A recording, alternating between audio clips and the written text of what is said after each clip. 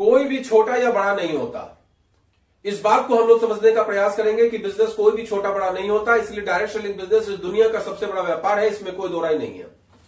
और ये जो बिजनेस है इसमें सबसे पहले अपने को करना क्या पड़ता है, इसको समझ लीजिए। इसमें सबसे पहले अपने आप को लर्न करना पड़ता है। लर्न मतलब L फॉर लर्न, लर्न मतलब सीखना, सीखना पड़ता है सबसे पहले। तो सबसे इंपॉर्टेंट चीज आप समझ लीजिए, इस बिजनेस को अगर आप करना चाहते हैं तो सबसे पहले आपको सीखना पड़ेगा। सबसे पहले दिमाग लगाइए कि आपको सीखना है, क्योंकि आपने अपने जीवन में कभी भी डायरेक्ट सेलिंग बिजनेस की पढ़ाई नहीं करी है। क्योंकि हम लोगों के एजुकेशन सिस्टम में डायरेक्ट सेलिंग नाम का कोई चैप्टर होता ही नहीं है, किसी भी सब्जेक्ट में नहीं होता। आप आर्ट्स लिए हुए हैं तो भी, कॉमर्स लिए हुए हैं तो भी, और साइंस लिए हुए हैं तो भी, किसी भी जगह आप पढ़ने के लिए चले जाइए तो डायरेक्ट सेलिंग नाम की चिड़िया आपको दिखाई नहीं देगी। अब डायरेक्ट सेलिंग नाम की चिड़िया हमने पढ़ा नहीं, और एक सज्जन मेरे पास आ गए, बोले कि डायरेक्ट सेलिंग बिजनेस बहुत अच्छा व्यापार है, इसको आप करिए चंद्रा साहब। अब चंद्रा साहब को तो पल्ले नहीं पड़ रहा है डायरेक्ट सेलिंग क्या है। उन्होंने खटाखट 4 पन्ने में प्लान दे दिया, 2-4-5 प्रोडक्ट दिखा दिया, मेरे तो बाउंस हो गया सब कुछ। क्यों? क्योंकि मैंने कभी उसकी पढ़ाई नहीं की थी। तो कैसे पल्ले पड़ेगा? प्लान उन्होंने दिया, समझ में आ गया कि पैसा कमाया जा सकता है, प्रोडक्ट उनके समझ में आए कि चलो प्रोडक्ट लेके देख लेते हैं, लेकिन उसके बाद जब डिसीजन ले लिया तो सबसे इंपॉर्टेंट चीज क्या है? लर्न। सबसे पहले आपको सीखना पड़ेगा, क्योंकि आपने कभी उसकी पढ़ाई नहीं की। तो आप सीखना स्टार्ट करिए, नंबर 1। अब आपने सीखना स्टार्ट कर दिया, क्या सीखा आपने? डायरेक्ट सेलिंग क्या है, डायरेक्ट सेलिंग का स्कोप क्या है, डायरेक्ट सेलिंग का इतिहास क्या है, डायरेक्ट सेलिंग का भविष्य क्या है, डायरेक्ट सेलिंग कैसे किया जाता है, किस तरीके के प्लान होते हैं।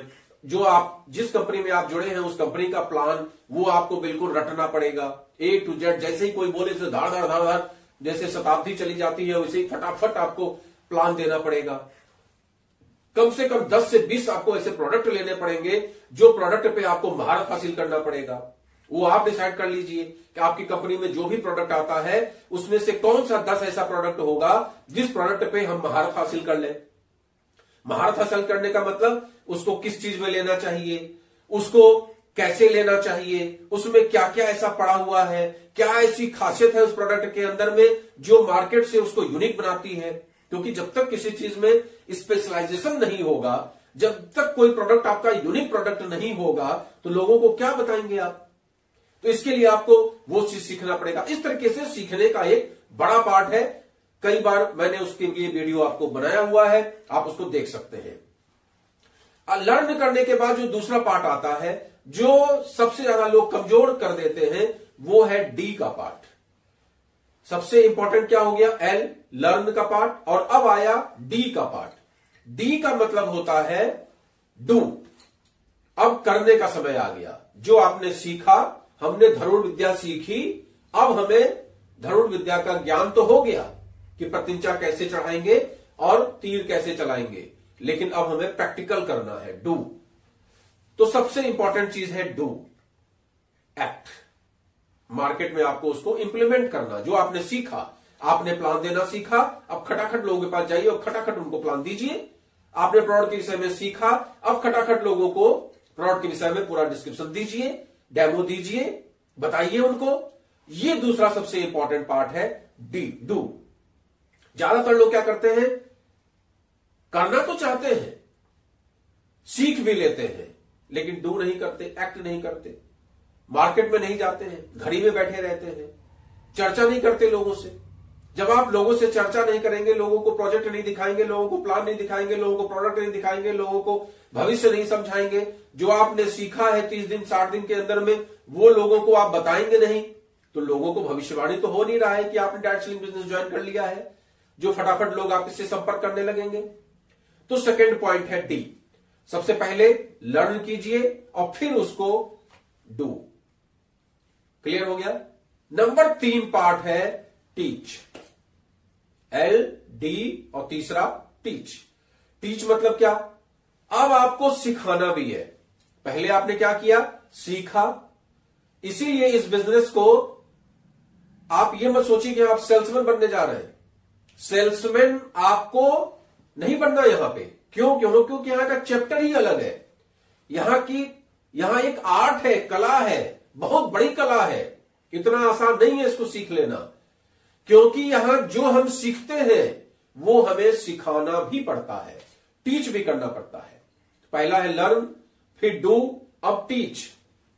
दुनिया में सबसे कठिन काम होता है पढ़ाना।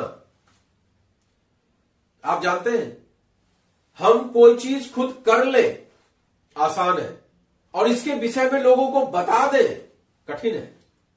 वीडियो आप लोग देखते हैं और उस पर बहुत सारे क्रिटिसाइज भी करते हैं, आसान है। वीडियो देख लेना, आ रहा है सामने में, देख लिया, चंद्रा साहब को सब्सक्राइब करके रखा है, उनका वीडियो आया, फटाक से देख लिया और नीचे में जो भी लिखना है लिख भी दिया, आसान है। लेकिन बनाना कठिन है।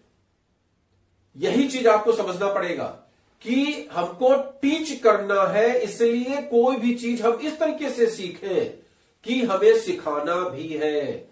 जो हमने टीम बनाई, जब हमने डू किया, जब हम लोगों के पास गए, उसमें से जो लोग मेरे साथ जुड़े, उन लोगों को अब सिखाना भी है कि वो मार्केट में डिफीट ना खाएं। आपने भी एल किया, लर्न किया, आपको भी किसी ने सिखाया। अब आपकी ड्यूटी बनती है कि आप अपनी टीम को सिखाएं। क्या सिखाएंगे? जो आपने सीखा। डायरेक्ट सेलिंग बिजनेस क्या है, इसका इतिहास क्या है, इसका भविष्य क्या है, इसके प्रोडक्ट क्या है, इसके स्कोप क्या है, कैसे लोगों को प्लान बताएं, कैसे लोगों को ड्रीम के बारे में बताएं, कैसे लोगों की लिस्ट बनवाएं, कैसे लोगों को फॉलो अप करवाएं। ये सारा कुछ जो आपने सीखा है, और सबसे बड़ा आपको सिखाना पड़ेगा कि रिजेक्शन झेलो। रिजेक्शन झेलने को, NO को नेक्स्ट अपॉर्चुनिटी समझो। लोग NO को नो समझ लेते हैं, बोले अरे मेरे बस का नहीं है, वो है next opportunity. NO next opportunity. तो ये चीज आपको उनको सिखाना पड़ेगा, टीच करना पड़ेगा। पहला हमने आपको बताया लर्न, फिर डू करिए डी से, और तीसरा टी से टीच करिए। अब चौथा पार्ट सबसे इंपॉर्टेंट पार्ट है, और यहां ये चौथा पार्ट जो होता है, ये जो लीडर कर लेता है वही लीडर सफल होकर स्टेज पे चिल्लाता है। ये हमेशा ध्यान रखिएगा। वो चौथा पार्ट क्या है? डी। फिर से आ गया डी। पहले सेकंड नंबर पे भी डी आया था, डू, और फिर डी आ गया डुप्लीकेट। आपको अपने जैसा तैयार करना है। आज मेरी टीम में 10,000 लोग हैं, लेकिन क्या वो 10,000 लोग मेरे तरीके तैयार हैं? क्या मैं उनको अपने जैसा बना पाया हूं? शायद 10-12 लोग ऐसे हैं जो मेरे जैसे हैं, जो मुझे डुप्लीकेट कर पाए, जो मेरे जैसा बोलना सीख पाए, जो मेरे जैसा प्लान दिखाना सीख पाए, जो मेरे जैसा मोटिवेट करना सीख पाए, जो मेरे जैसा एक्टिंग करना सीख पाए, जो मेरे जैसा फील्ड में जाना सीख पाए। तो वो 10-12 लोग ही निकलेंगे जो आपको डुप्लीकेट करेंगे, और यही जो डुप्लीकेट करते हैं वही लीडर्स बनते हैं।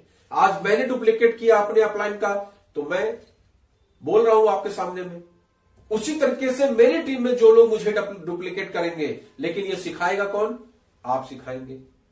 तो इस तरीके से ये पूरा का पूरा सेक्टर डिपेंड करता है लर्न के ऊपर, दूसरा डू के ऊपर, तीसरा टीच के ऊपर, और चौथा डुप्लीकेट के ऊपर।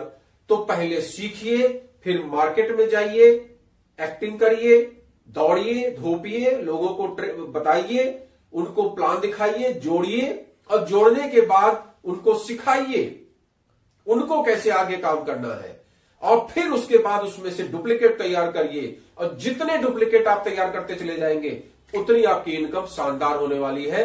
ये हमारा था आज का पॉइंट। अगर आपको अच्छा लगता है तो आप लोग जरूर इस पर गंभीरता के साथ विचार करिए। इस वीडियो को ज्यादा से ज्यादा लोगों तक शेयर करिए।